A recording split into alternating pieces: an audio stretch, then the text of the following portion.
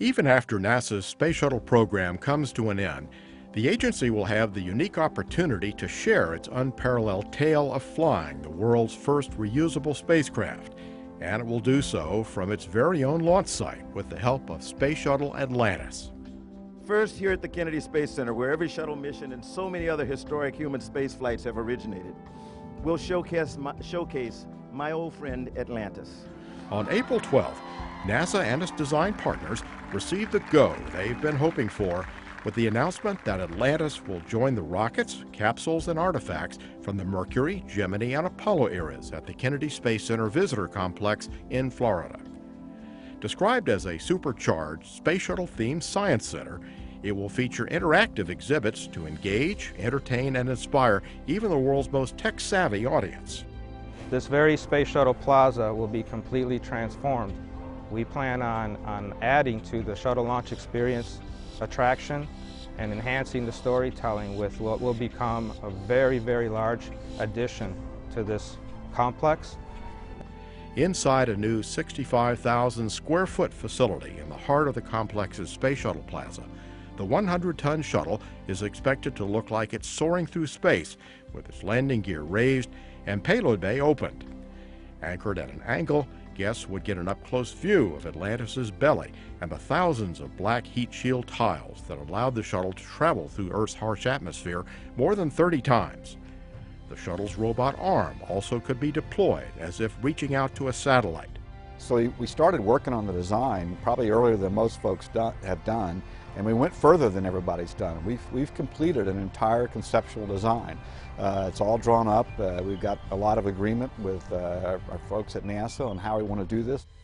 The display could also reveal how shuttle crews perform science and research experiments in the weightlessness of space, help construct the International Space Station, and deployed, retrieved, and serviced satellites, such as NASA's treasured Hubble Space Telescope. It also could unveil what it felt like for an astronaut to venture out on the first untethered spacewalk.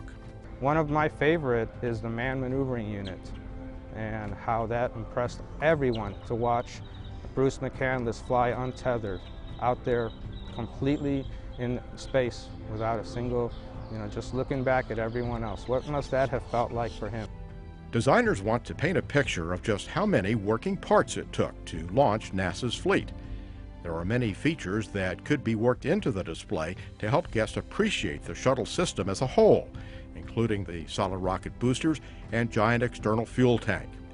Even structures saved during the deconstruction of NASA's Kennedy Launch Pad 39B could be incorporated, such as the gaseous oxygen vent arm called the beanie cap, and the orbiter access arm, which is replete with memories of astronauts walking through before waving farewell and boarding a shuttle for liftoff.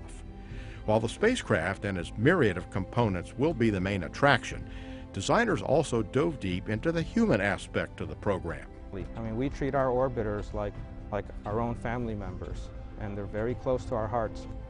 The Space Shuttle program has made possible countless scientific breakthroughs. It's produced unprecedented international cooperation, and it's fostered a future of human exploration made up of limitless possibilities. Annually, the Kennedy Space Center Visitor Complex reaches more than 1.5 million guests, and by adding a flown shuttle to the mix, it's expecting a major boost in attendance. It's really important that we get to keep an orbiter here at the Kennedy Space Center. We get over 1 million visitors a year. This is the home of human spaceflight. It's the home of the space shuttle. To be able to share that excitement, that story with all our visitors, to inspire the next generation of explorers, it's huge in being able to tell the story of human spaceflight and of NASA. So I think it's outstanding that Atlantis gets to stay here with us and not leave after her last flight.